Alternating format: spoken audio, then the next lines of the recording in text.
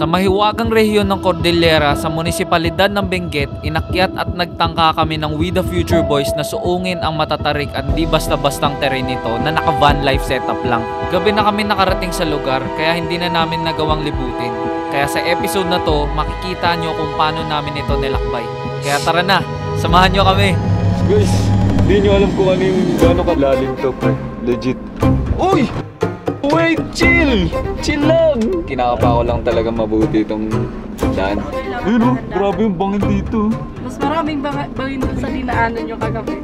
Oo. Oo nga po eh. Hindi lang namin nakita. Komportable pa ako mag-drive eh, si Raulo. Ay, gagi. Check nyo ha, pre, baba nga kayo, tol. Kaya naman. Oo. Kailangan mag-start. Uy! Habang nahirapan kaming pababa dahil sa tarik ng daan, buti na lang may isang lokal na tumulong sa amin mag-navigate sa rough road na to. Salamat! Salamat po! Grabe yun. Kailangan mo talagang tansyahin. Pero ilang taon na po kayo naninirahan po dito sa Sitio Balabak po? More than 20 years. Ano po yung pinaka-paborito nyo po rito sa lugar nyo po? Madalas yung pinaka-gusto? Lahat. Kung bakit po kayo Yung para... weather. Kasi hindi kami sanay sa mainit. Oo, ang ganda nga ng weather dito. Yung katawan nyo po adapted na sa lamig. Sanay na. Pumunta kami sa mainit. So, Namamawis po kayo agad. Para hindi kami mabubuhay doon. At least kasi dito ka, pag malamig, mag-jacket ka na lang. Grabe, rice terraces na. Hindi rice terraces yan. Hindi pa po to, no? Vegetable terraces. Vegetable. Hindi lahat ng ganyan guys. Oo nga no, kasi buong kala ko. Rice lang lahat, no? Rice terraces. Hindi nabubuhay po dito yung rice. Sobrang lamig. Hindi na mabuhay. Check mo nga dyan, pre, kung ano tayo, may lulubog tayo. Oh, uy, galing gulong pre. Nakita ng konti sa ano. Hanan. Kasi may lubugan din dyan eh. May lulubog rin ako. Dito pantay na yan na boat. Ano? Go, ano to? Pang motor na to. Tanggalin mo yung bato, pre. Gawa kayo paraan, pre. Lagyan nyo ng... Hindi dapat matatalim. Nakalagpas nga kami sa hirap ng daan sa umpisa, pero mas humirap naman ngayon. Sobrang delikado rin kasi magkamali lang ako, bangin na yung nasa gilid namin. Pwede kaming mapahamak anytime. Guys, iba na magdadrive. Ganun kalala. Itong sitwasyon namin. Opo, oh, may handbrake po. Buti na lang meron nag-offer sa amin ng tulong na sanay mag-drive dito, si Kuya Edison. Sanay po kayo dito, no? Galing nyo naman, grabe. First time bang makita dito, sir? Oo, kuya, first time ko lang. Kaya napapakapit talaga ako. Papunta kayo ng Montcolad, Ranger? Opo, sana makita namin. Maganda po kasi. Maganda. May clearing sa taas. Ano po ibig sabihin nun? Magandang view sa ano. Ah, okay. May sea of clouds. Parang lahat ngayon kuya nangangano. Paturo nga kuya. Pwede ba tayo bumili? Ano naman dyan? Tara kuya, bili na tayo sa akin. Magkano po ba yan? 50. Ayun o, sakto 50. Tapos pwede tayo maghati na doon kaya ganun. Marami na, sir. Oh, sige, tara. Taga Maynila ako. Gawad buwa. Gawad buwa. Tapos ito po. Apog. Gawa sa shield ng suso. Ooh. Bush. Konting info lang guys, nung sinubukan ko to, talagang naramdaman ko na uminit yung katawan at yung bunganga ko na parang sili. Kaya pala kadalasang ginagamit to ng mga lokal para malabanan nila yung klima nila kapag lumalamig na. At alam nyo ba, itong MoMA sa lugar na to ay pwedeng i-consider as an hospitality item. Meaning, pwedeng tinapay ito or coke na ialok mo sa bisita mo. Kaya pala siguro binigay sa akin to ng libra ni Kuya. Gano'ng katagal na po kayo naninirahan po rito? 2017. Saan po kayo galing bago po kayo Pangasinan. napunta? Ayaw mo na po bumalik sa Pangasinan. Parang ito na po yung pinili Mas mo. maganda dito kasi mainit doon. Mahirap pang trabaho doon. Mahirap po. Yung barangay nyo po rito, ano rin, parang sumusuporta din po. May mga patrabaho rin po silang ginagawa. Nagbibigay ng ayuda. Wala naman po, pag halimbawa, mga krimen, wala naman po nangyayari po. Kasi parang halos magkakakilala na rin po. Magpipinsan din po, magkakamag-anak. Oo. Mga tao dito kaya. Safe po talaga rin. Oo. Sige po, maraming salamat po kay Raymond. Thank you po. Sige.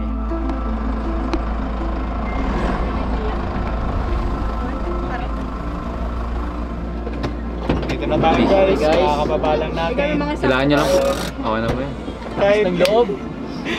kahit ano yung mga pinagdaanan natin kanina, no? Mga tayo ng taga rito talaga. Naikwento rin pala sa amin ni Ate Mirna na ang eskwelahan nila dito ay umaabot lang ng grade 4 dati. Pero ngayon, grade 6 na. Dahil nito sa isang pilantropong bumisita lang rin galing sa Maynila, kaya nakakabilib. Gaano kadalas yung harvesting season nyo po dito? Grade 4. Paano nyo masabing ano na? Ready na? Ito na, ganito kalaki. May seleksyon kasi mga yan. Isa ang mga farmers sa pinaka-importanting workforce pagdating sa bansa nating Pilipinas. Kaya tingin namin mahalaga na proud sila at masaya sa ginagawa nila. At isa pa, nabibigyan sila ng sapat na suporta para sa mga pangangailangan nila. Kaya all goods.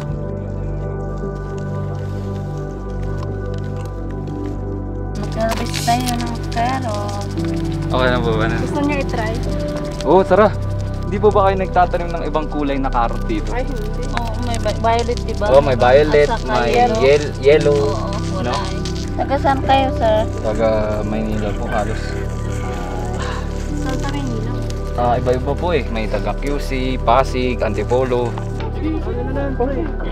Sige, gawa kayo po. Maraming salamat. Share na lang tayo. Ando po kuya. Okay, thank you. Ingat po kayo. Pagkatapos namin dayuhin ang napakagandang taniman nila dito, ma-experience first hand ang pag-harvest ng mga gulay nila at makakwentuhan ang mga local farmers dito. Sobrang saya na experience. But unfortunately, kinailangan namin bumalik sa base camp kasi kailangan rin namin kumain. Kailangan pa namin magluto. Kaya na. Mag-DNNR? Papunta doon? Kaya ko naman po. Basta wag yung kanina. Ito dahan-dahan lang talaga para kumapit yung gulong yun. Nag-ikot-ikot na rin pala si Jess at RS dito sa Highest Village para mag-explore at maghanap ng tubig na inumin namin. Walang galon eh, pero meron daw dun. Mineral po. Ganito yung tsura ng ano nila guys, hardware store, saka yung utilities dito mo makikita. So guys, ito yung court nila dito. Grabe. Isipin mo, maglalaro ka ng basketball dito, tol. Tapos ganyan yung view mo. Overlooking. Yung overlooking, grabe. So, kasunod naman yung elementary school nila dito.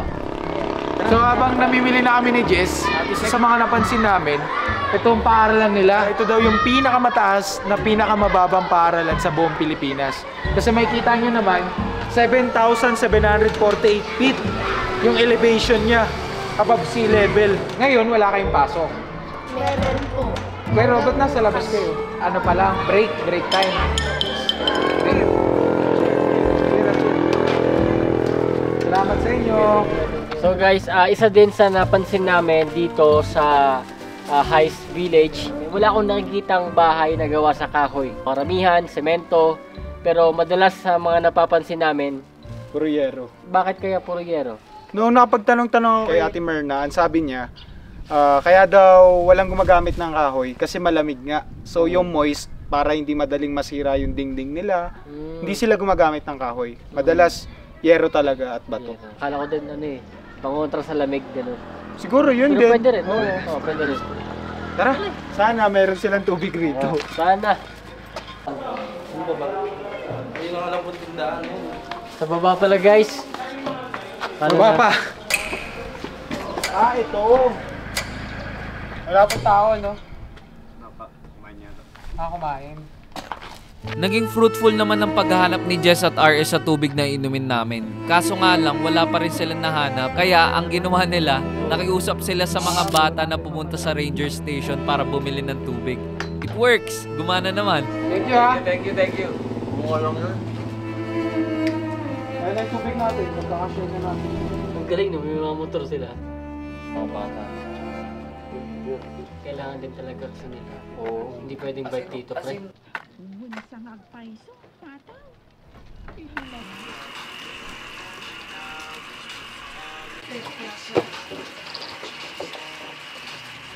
Yung mga hindi pa naluto, lagyan mo sa gitna kasi nasa gitna yung init. Kakainin ko pa itong sinigang, pre, ah. Oo, pre. Nagluluto na kami ng kakainin namin. Kaso lang, bigla naming natandaan na kakailanganin pa pala naming bumaba papuntang DENR para makakuha ng permit. Magsasara na kasi yung office nila ng 5 PM at malapit na mag 5 PM. Kailangan na namin bumaba. Talong. Hindi na nga kami nakakain ng pananghalian namin. Nagkaroon pa ulit kami ng problema pababa sa DENR.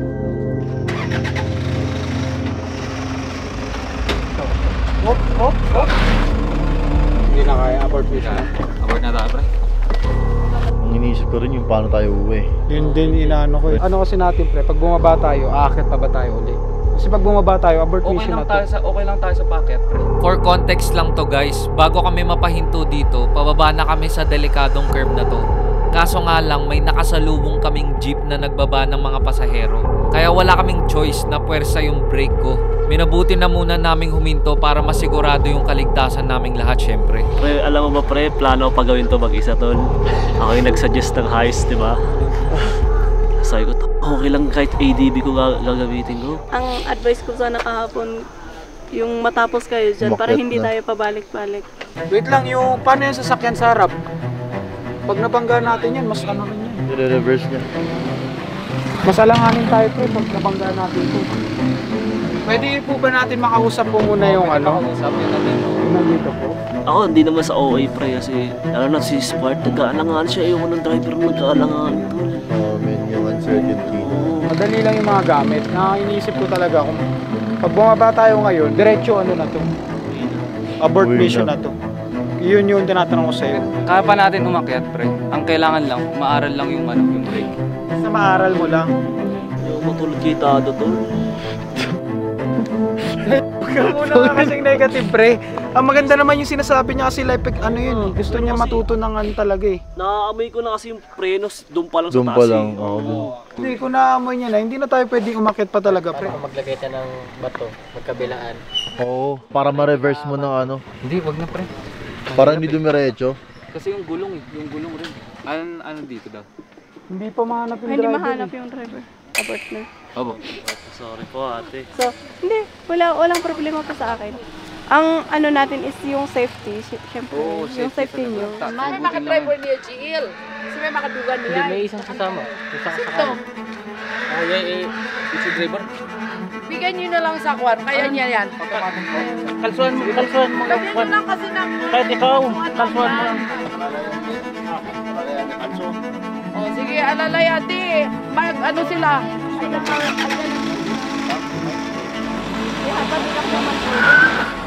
Ano? Basta nakakambyo ng atras, hindi siya abante. Patrasin mo ako. Tara. Salamat po, apa. Pre, wait lang pare. Pre, punta tayo pulag. Ako confident na ako, pre. Ano? Ako pre, hindi. Ako confident na ako. Kapa ako, pre. Pare, ayoko na pare. Okay na ako tol. Ano lang. Okay na ako, Spark. Pre, kalma ka lang. Pre, challenge, kalma ka lang. Kaya mahalaga makababa muna tayo. Kaya mag-decide. Baka muna tayo tol. Huwag mo na magtanong na. Baba muna, baba. Sorry po. Kahit poti na sila ate, uy. Solid, pre. Hindi ako makapaniwala na yung solution na ganun maisip at ma-analyze ng ganun kabilis. So, good afternoon po. Welcome to Mount Pulag Protected Landscape. So, as part of your orientation, you will be watching a 15 minutes video. First part is yung prayer, then susunod na agad yung orientation proper. Then after that, meron lang short na additional reminders. Pre, inaraw-araw natin yung akyat baba. Diyan. Yun kasing ginawa natin last time. Post daw tayo tol. Sa gulong. Band 8 lang kasi yung pre. Kailangan kasi natin yung malis. Kasi magagamit. Dito sa DENR, bukod sa orientation na kailangan namin attendan, kailangan rin namin ng permit at clearance para makaakyat sa pulag. Hindi rin kasi biro maakyat dito at kailangan rin namin to for the sake of our safety. Speaking of kailangan ko na rin palang i-remind sa inyo mga nanonood na mag-subscribe na kayo sa We The Future at i-turn on ang post notification bell para hindi na kayo makamiss out ng ganto kalupit at ganto ka-adventurous na mga content namin. Kaya make sure to subscribe, okay?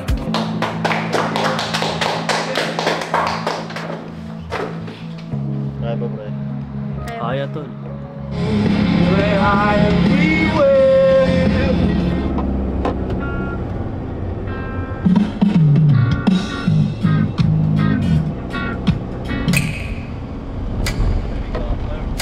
Bubon person. Uy, solid, Pops. Sana all.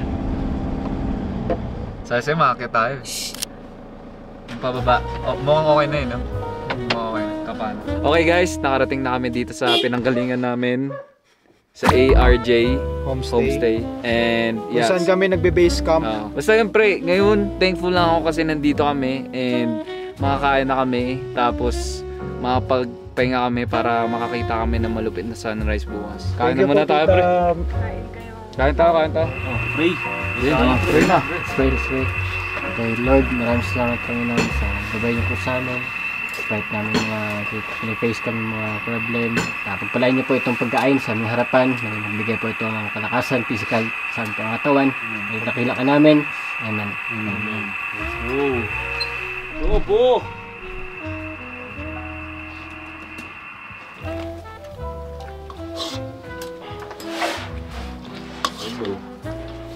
Nakakabigla lang yung gantong kain. Kung wala kang kain buong araw, sa kain ka. Depende kung sanay ka sa mga gantong load.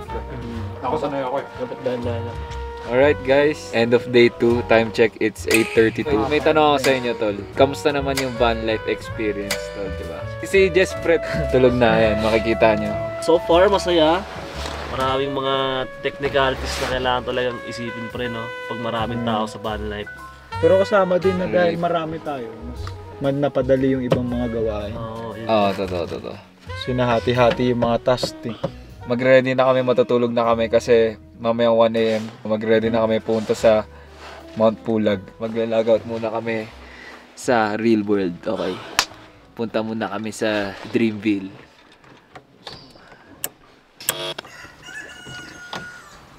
Good morning guys. Malamig-lamig na sa labas. Time check natin is 1:42 in the morning. Ayun nga tayo tour guide natin. Hello po, kaya po si Sir Stopin? Apo. Nakaready na po kaya? Ready na ba kayo? Ako ready na ako. Okay na. Okay guys, ayos na kami. Punta na kami ng jump off. Lamig. Okay guys, on the way. Sa first hike namin magkakasama. Tingnan namin kung ano yung i-offer nitong sunrise na to. Ano nararamdaman nyo? Anong pakiramdam? Ako kinakabahan pre. Kasi makakagalaw ba tayo ng ganito sa sobrang lamig pre? Mababang lakad eh. 2 to 3 hours, depende pa sa pacing natin. Uy, game time! Uy, let's go! Excited na ako guys. Kahit sobrang lamig. 1, 2, 3, 4, 5, 6, 7, 8, 7, 6, 5, 4, 3, 2, 1. Galing heaven, tapos kami. So ngayon, akakitin na po namin ang mga pulag. Pangangalangin, pangalan po sa Jesus. Amen. First time po ba dito? Opo. Kung first time, kunting orientation lang po. No? Welcome po sa Mount Pulag. Okay. Ako po ulit si Staffin, no? Local tour guide po dito sa Mount Pulag. Ang lalakbayin po natin, sabi ni Ma'am Mernalyn, ay sa tower site muna po tayo. So more or less makukuha natin ng mga 3 hours, more or less. Depende sa pacing po natin. Yung mga kasama po ba natin, ano din po sila? Ang Bangag Same Trail track? po. Same po, same din. Same lang. Artista Trail din po yung Oo. pinili nila. At eto na nga, paakyat na kami ng Mount Pulag, bit ang mga gamit na kakailanganin namin para sa hike na to.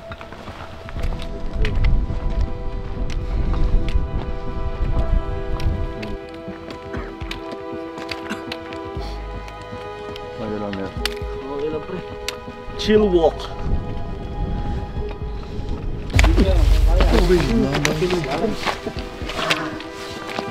Nari. Kapilo ha. Nandalan tayo pa rin. Ang dulas eh. Chill walk. Ito na po ba yung trail? Hindi ba? Hindi mo pala tutorial.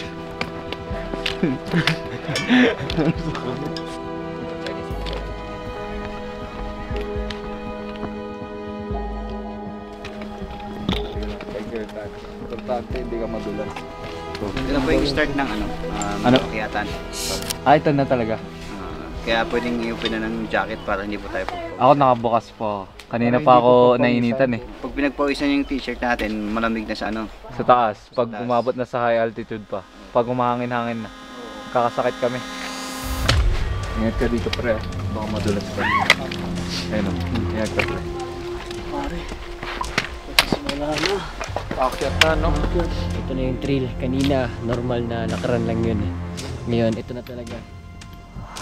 Kailangan naka-open yung jacket namin para hindi kami pagkawisan. Kasi sa taas, sobrang lamig na. Waterbag, andyan tubig natin. Cardio pare. Nag-adjust lang yung katawan mo, sir. Opo. Kailangan mo lang Tanggalin mo yung isang jacket. gawas ka na isang jacket. Kailangan mo i-regulate yung breathing mo, tsaka tanggalin mo yung nagkakos ng body heat. Yun Gloves, tanggalin nga yung gloves. Uminit na eh. Si ano to eh, Doctor's part. Team. Hey guys. Grabe pa rin. Parang magical itong oras na. No, bro. Importante pala para sa mga ganitong hike, especially sa mga first timers, na dapat hindi nyo masyadong sinasagad yung sarili nyo. Mahalaga pa rin na magpahinga kayo katulad nitong mga nakasabay namin paakyat mag-hike. Sige lang pre. Sila. Baka na ba eh. Baka yung tsaka diba? Sila, pre. Ha? Sila. Hindi, wait ka na namin. Para same pacing tayo.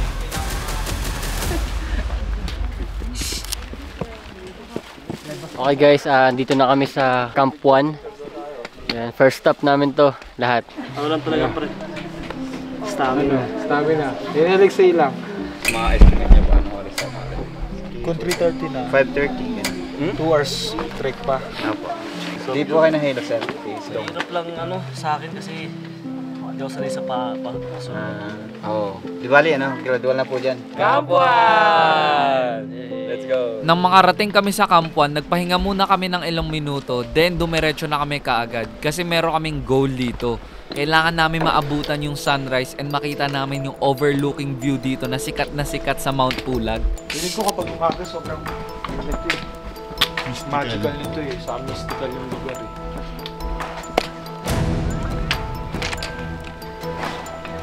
Hindi ko alam kung gaano pa kami katagal, but expected 5:30 in the morning kami makarating. Yung GoPro channel, hindi mo lang inisip yung battery life. Sayang eh. Pwede naman i-charge. Bro, buti sa akin lang to. Ito yung mga hinihintay ko pre. Hindi parang minig lang sa water jug. Summit water. Refreshing.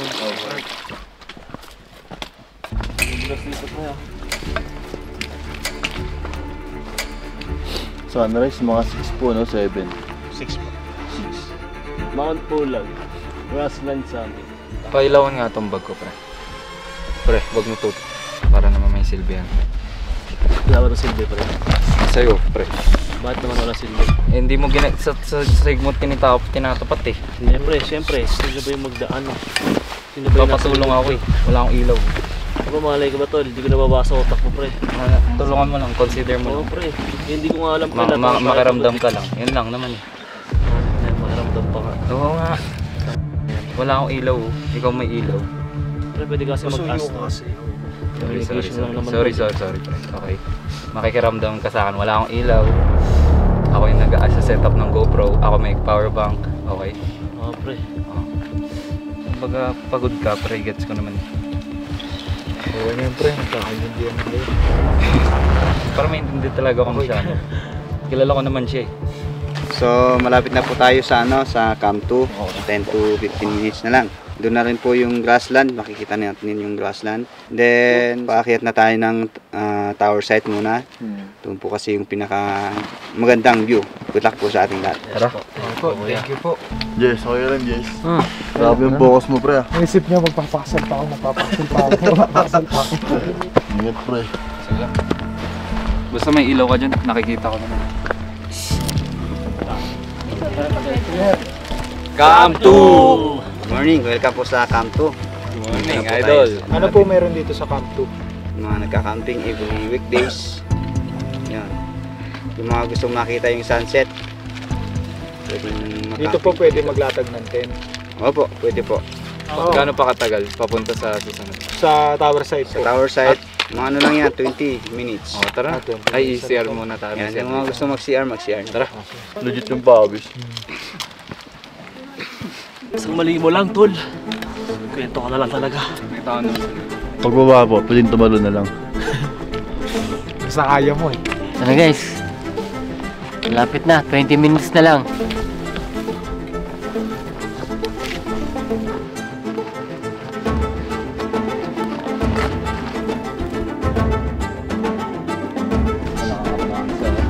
Meron naman.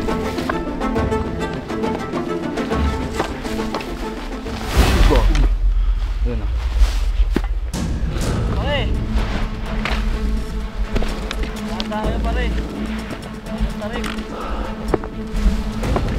Ano ngayon, 5:31?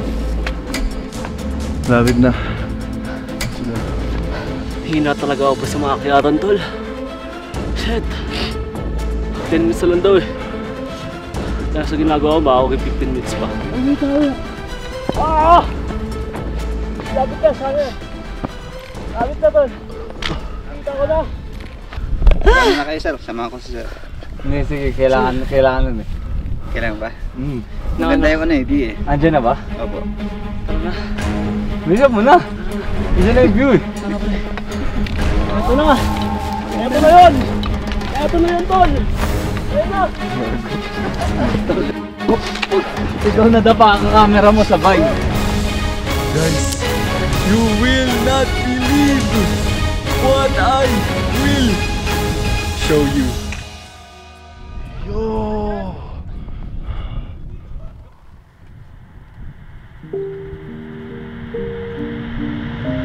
Pagkarating namin sa tuktok, unti-unti na namin nakikita ang glimpse ng beauty ng view sa Mount Pulag.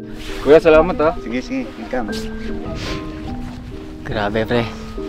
Yan yung God's creation pre. Andito na kami sa Mount Pulag. Playground of the gods.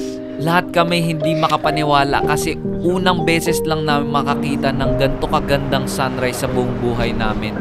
And masasabi ko na worth it ang pag-akyat namin kahit hindi summit ang na-hike namin. Isa to sa pinaka-memorable na sunrise sa buong buhay namin lahat. Magkakasama kaming kaibigan at unforgettable ang experience.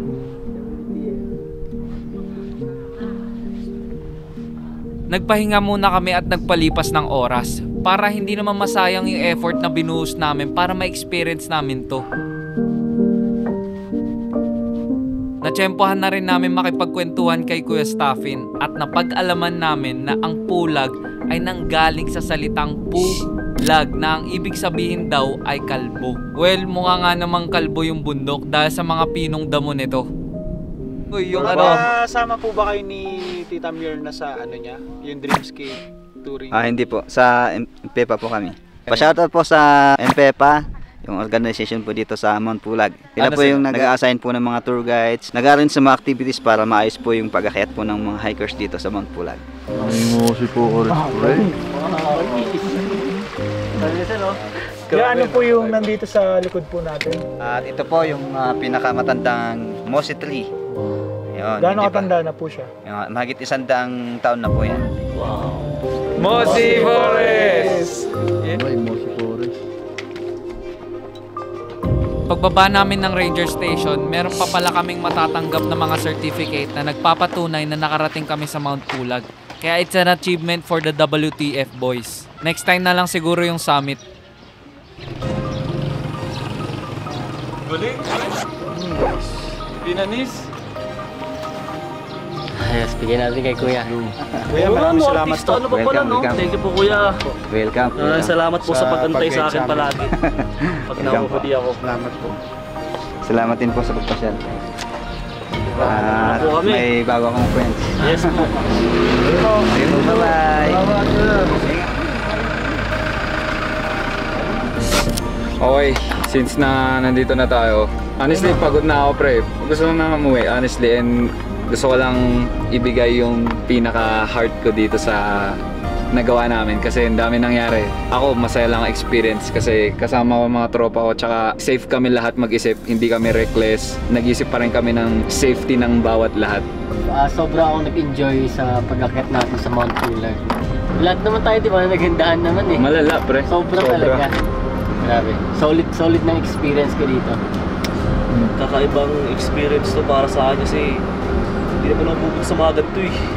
May times na pagod na ako pre. Pero yung van life, pre. Oo, yung van life pre. Pre, salamat sa pagsama sa amin sa universe mo pre. Siguro may dalawang bagay sa akin. Una, okay lang maging spontaneous, pero mahalaga yung security nun sa yung paghahanda. Hindi dapat tinitake for granted yung mga ganung bagay. No, this is real. Hindi to sponty na mga millennials na umalis and nag-decide na gumanto. Hindi ganun. Mahalagang lesson yan sa akin. Pwede ka maging wild pero maging maingat ka pa din. Oo, totoo. Doon magiging masaya yung trip. Pag wild ka pero maingat ka pa din. Sa akin bilang pagtatapos sa kwento na to, itong buong episode ng van life namin, hindi lang ito kwento ng adventure eh. Kwento rin to kung paano namin nakilala yung kultura sa Barangay Basyoy, Sitio Balabac, Benguet. Nagpapasalamat kami sa mga taong nakilala namin, kay Tita Mirna, kay Kuya Stepan, sa mga magsasaka, yung mga estudyante, yung mga tumulong sa amin sa daan para maayos kami makababa at makabalik. Hindi namin ito mabubuo kung hindi dahil sa kanila. Maraming salamat sa kanila at salamat sa pagsama ninyo. Ito uli kong tanong guys, saan nyo gusto makita ulit kami mag-van life? Kita tayo sa susunod.